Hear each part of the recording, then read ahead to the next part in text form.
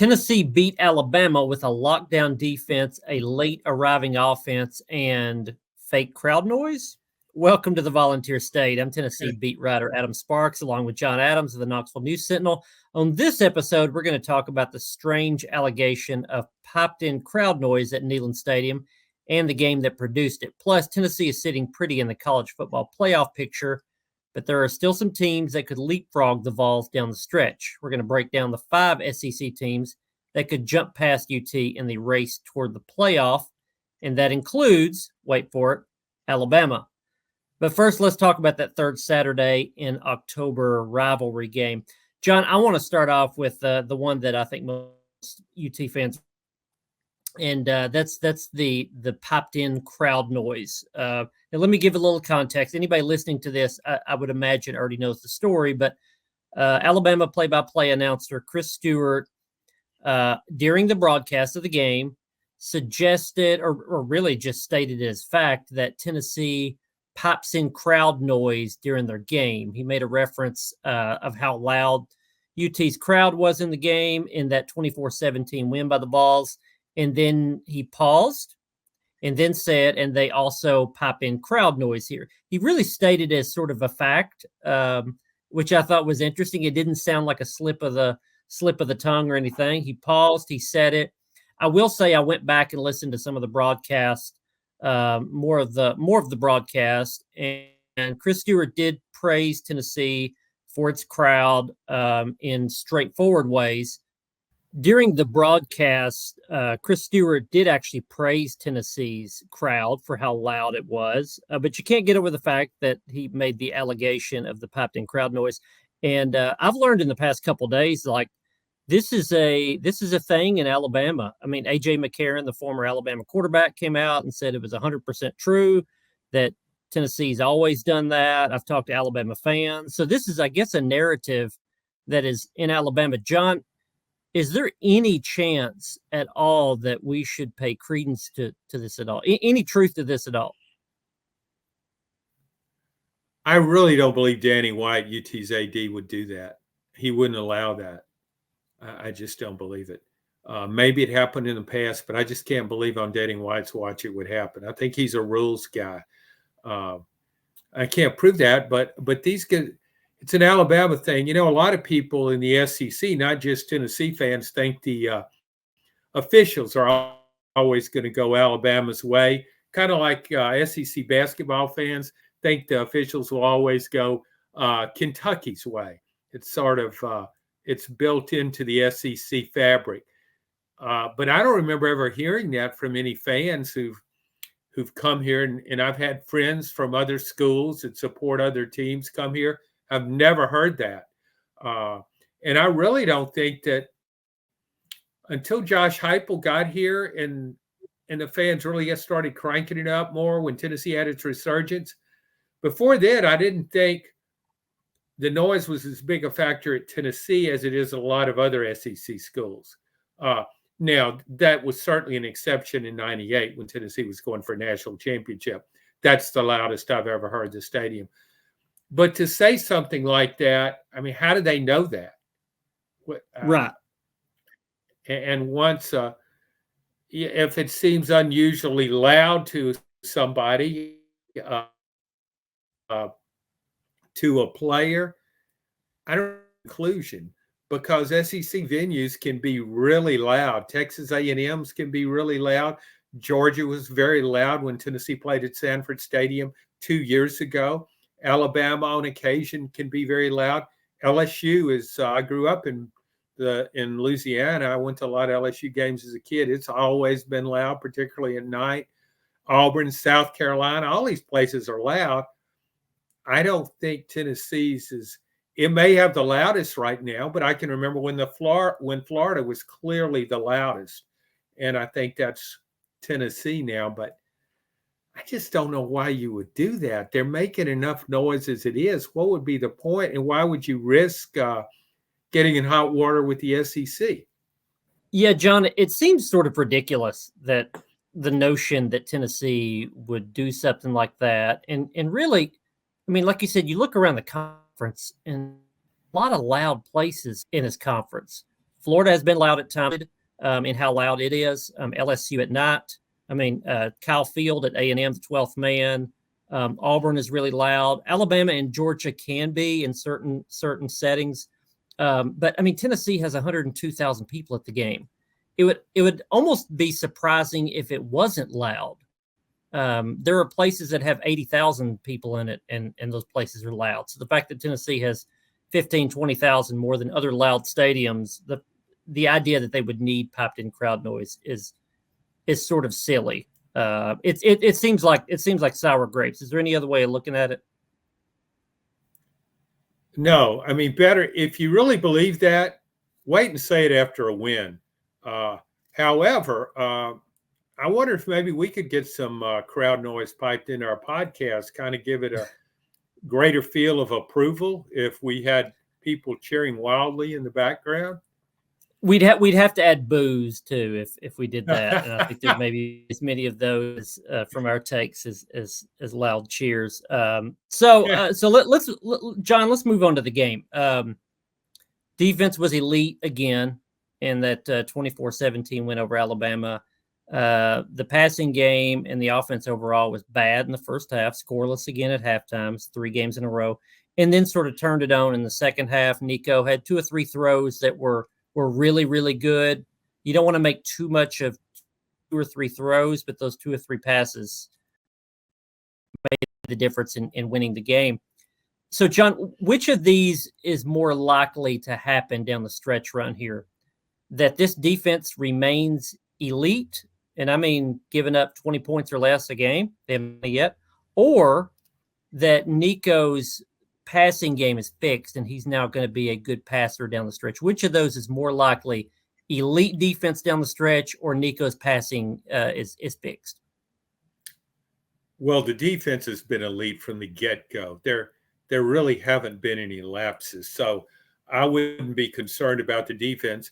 And where is it when I first looked at the defense and started to think, man, this defense can be dominant, it was because of the front line. But then a couple of things have happened since then. The defensive front has been great all year. You wrote a really good story early on about how Tennessee rotates 12 or more players on that defensive front, keeps everybody fresh. That will bode well for the whole season. Guys will have fresh legs late in the year in November. But also, I've been impressed with the linebacking. Tennessee loses Peely, and it's still effective. Jeremiah Thielander comes in there and plays well. Aaron Carter's played well, so the linebacking core seems okay. And the secondary's made big plays. Jermod McCoy has been a force. He's become one of the SEC's top cornerbacks. Will Brooks has been a playmaker at safety, a former walk-on. So defense is going great. I don't have any doubts about the defense. How much better will Nico get? I think he will get better. I don't think he will get to be as good as I thought he would be, because I thought he would be a Heisman Trophy candidate. And that's on me. I judged him too favorably for as little as he played. I'm not the only one. He was listed in the top 10 in most Heisman preseason Heisman polls. So, but what we're seeing now, I think, with the offense is maybe the coach is figuring out what he does best and what he does not so well and try to shape the offense to make that more favorable. Because I thought, yeah, he still overthrew some open receivers, but I thought he was more effective than he had been. And you talked about this, had made this point. He's certainly not afraid of contact. And I think, Nico running, he needs to run. I think it gets him into a game more. He doesn't have an aversion to running the ball. Sure, there's a risk, but there's a risk in not letting him run too. So I think, to your question again, yeah, I'm convinced that the defense will remain elite, and I think Nico will get better, but he won't get great this season. Yeah, on Nico, it's overthrows on these deep passes an issue. this obviously you're more susceptible for that to happen when you have a really strong arm. We saw it with Joe Milton. We're seeing it with Nico. Has a slingshot for an arm. Doesn't happen with guys that have just pretty good but not great arms, and I would put Hendon Hooker in that. It's a little easier to have touch. So maybe that's part of it. Yeah, with Nico, it's just I don't think his emotions are getting out of hand. He's a cool customer. He's very even-keeled. I think the rush is getting to him. He had better protection in this last game. I think he needs to settle down in that way. But we're seeing good signs. I think he's going to get better. I don't know if he's going to get significantly better down the stretch. But if he can go from a C- to a C+, this is a much better football team. And that's what we saw in a lot of the second half the other night. With the defense, the depth is going to hold up, I think, pretty well. We've talked all season about the defensive line. They rotate like 12, and it's almost unheard of. But when they get Peely hurt, they still have enough guys at linebacker to hold up. Jalen Smith is going to be pretty pivotal. He's going to play more snaps, especially in coverage at linebacker as an athletic guy, but haven't played that much. But if you look in the secondary, there's just more depth, good depth than they've had at times. They're playing 3 or 4 corners. They're playing 3 safeties. So I like them in the long haul on the defensive side because a lot of the depth that they have. So let's do this, John. I want to switch gears and look ahead. This is a bye week for Tennessee and an open week. When they come back, we're going to be looking at the playoff picture, and so I want to go ahead and get a preview of it now. So this I hope is a fun exercise. I don't want to freak out Tennessee fans. This is not a panic type thing. Let's take this from an educational perspective. I want Tennessee fans to know what to look for in the teams that could jump over them in the playoff push. In the SEC rankings, I would put Tennessee at 3rd or 4th in terms of playoff chances, and that's what you see a lot with the analytics. So for the sake of this exercise, let's say that Georgia and Texas make it to the SEC title game, the rematch in the SEC championship, Texas and Georgia. And so you've got 2, maybe 3 playoff at-large spots that are going to go to SEC teams. And also, let's say that Tennessee finishes 10-2. They win out except for the Georgia game. They lose that one. Tennessee is 10-2 at the end of the season. What are their chances, or who could keep them from getting into the playoff from the SEC? I picked out 5 that Tennessee fans should be watching down the stretch run, especially if Tennessee goes 10-2. If Tennessee goes 11-1, they're not only in the playoff, they're at the SEC championship game. But that would require winning in Athens against Georgia. We'll cross that bridge when we get to it. I want to hit these to you one at a time, and you tell me how likely this team could bump Tennessee out of the playoff hunt. A 10-2 Tennessee team. Let's start with probably an easy one. Missouri right now is 6-1. They're going to play at Alabama this weekend. They're 6-1. I think they would probably need to run the table to leapfrog Tennessee. So they're 11-1. That would mean they would win at Alabama. They'd beat Oklahoma. They'd win at South Carolina, at Mississippi State, and they'd beat Arkansas. John, what are the chances that Missouri runs the table, including a win at Alabama? Very difficult. I don't like Missouri's chances. And at 10-2, I agree with you. Doesn't get in. It got a really bad loss to Texas A&M. I mean, that was a complete blowout. That's good. That's a kind of what you don't want to have on your resume when you hand the resume over to the selection committee.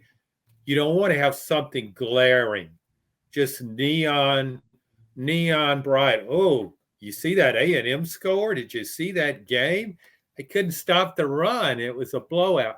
So that's a problem for Missouri. It would need to win at Alabama as a 13.5-point underdog. And then you look at these other games and you say, well, it should be able to, I'm looking at the schedule here. It can beat Oklahoma. Yeah, it can beat Mississippi State and Starkville. But I don't think it beats South Carolina and Columbia. and I'm not even sure it beats Arkansas at home. That's kind of a tough rivalry. So let's scratch Missouri from the competition. Yeah, Missouri's a flawed team right now.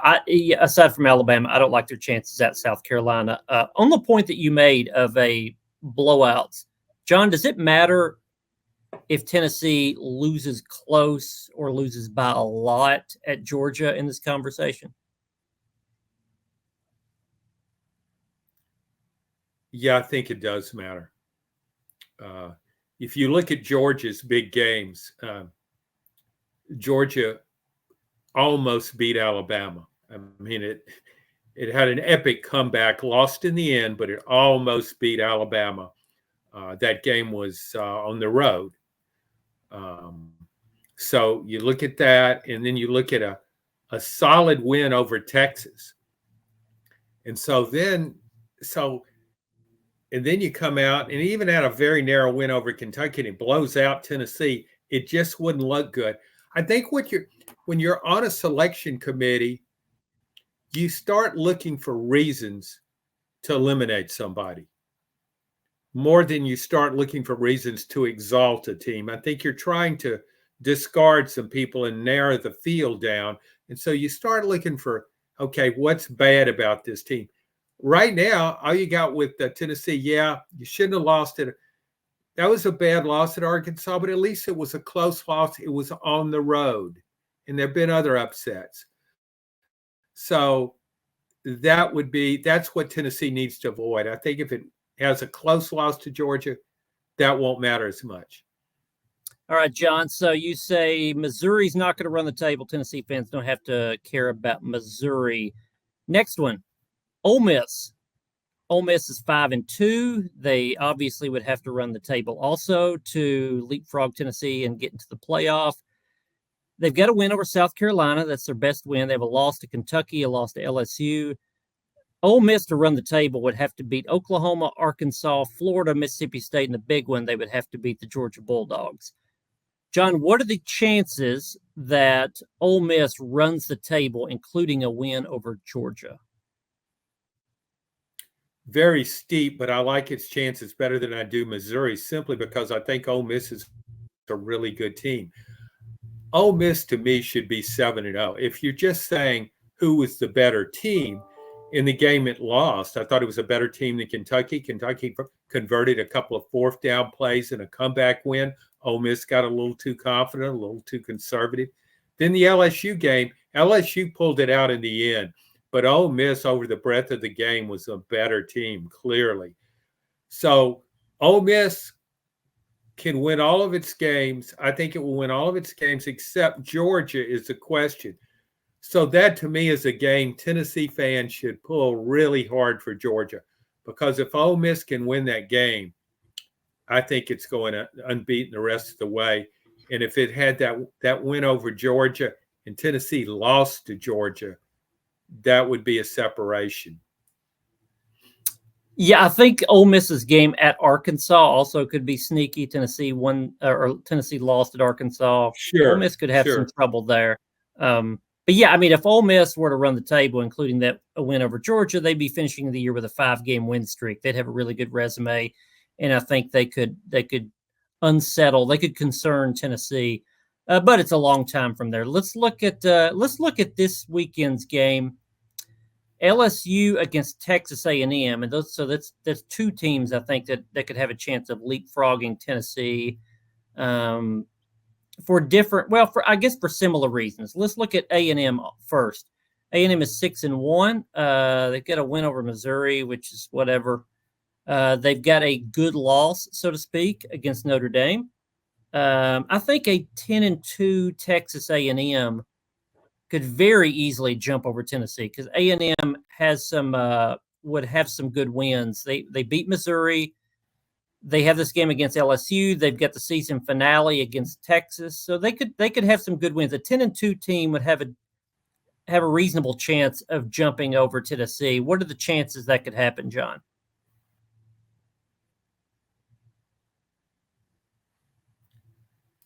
I think there's a chance. I think A&M has a real good shot at its two biggest games are at home, and you've already mentioned how favorable Kyle Field can be for the home team. But I think it's going to be a very tough game against LSU and a very tough game against Texas. If A&M beats LSU, that would be a better win to me, maybe, than Tennessee over Alabama. And it also have a win over Missouri, though we're not giving the Tigers a lot of credit, but still it's got a decent record. And so what would be Tennessee's second best win? Oklahoma or Florida? That's not impressive. So a 10-2 A&M team could beat out Tennessee. I think that's possible. Well, so let's look at the other side of this game, LSU. So, and I guess basically we're saying the winner of the A&M LSU game. Let's say LSU wins this game at Texas A&M. They would then have that win over A&M on the road. They would have a win over Ole Miss, which they already have. They'd have a loss to Southern Cal, which that's not a great loss. They also have a game against Alabama down the stretch, Florida, Vandy, Oklahoma. So some tough games ahead. If LSU finished 10-2, I think they would have a really good case of jumping over Tennessee. John, what's the case? What's the chances LSU could finish 10-2 with games against A&M and Alabama still ahead? I think the chances are very good. I mean, I'm not ruling out LSU beating A&M. I'm really high right now on Garrett Nussmeier, LSU's quarterback. Really showed me something in the comeback against Ole Miss. So I look at that schedule. Tough games, yes. After that, you got Alabama, but that's in Baton Rouge. Oklahoma, Baton Rouge. There's no way Oklahoma's beating LSU in Baton Rouge. Florida and Gainesville, though, that Florida's playing better. That could be an issue. But yeah, I still like LSU's chances of going 10-2, and I think it's an LSU 10-2 team with wins over Ole Miss and Alabama would be a little bit better than what LSU's got. And then if it beat Texas A&M and say stumbled against Florida, then it would have wins over Texas A&M, Alabama, and Ole Miss. And I think that might trump what Tennessee has. All right, John. So in review, Tennessee fans shouldn't worry much about Missouri. They should only worry about Ole Miss if they run the table and beat Georgia. They should worry quite a bit about the winner of the LSU-Texas A&M game. Now, a reminder, a lot of these games, teams will take care of themselves because there's a lot of head-to-heads in here. Tennessee's got a pretty reasonable schedule, manageable schedule down the stretch, aside from that trip to Georgia. But here's the one that I think will ruffle the feathers a little bit of Tennessee fans more than any of these. And that is the scenario where Alabama could leapfrog Tennessee in the playoff hunt. Alabama is 5-2. If they were to win out, they would be 10-2. They would have the same record as Tennessee. They would have losses to Vanderbilt and, of course, Tennessee head-to-head. So I think the big thing is that Alabama still has, despite the head-to-head loss to Tennessee, Alabama has the best win in college football right now because it beat Georgia. And you can't take that off the resume. This essentially happened 2 years ago when neither Alabama nor Tennessee got to the playoff. But at the end of the year, Alabama finished one spot ahead of Tennessee in the playoff rankings, even though Tennessee had won head-to-head. So it could happen again, but it would require Alabama to run the table. John, what's the chances Alabama runs the table and finishes 10-2? Well, I'll make it easier for Tennessee fans. I think those are remote. Alabama's just not that good of a team right now.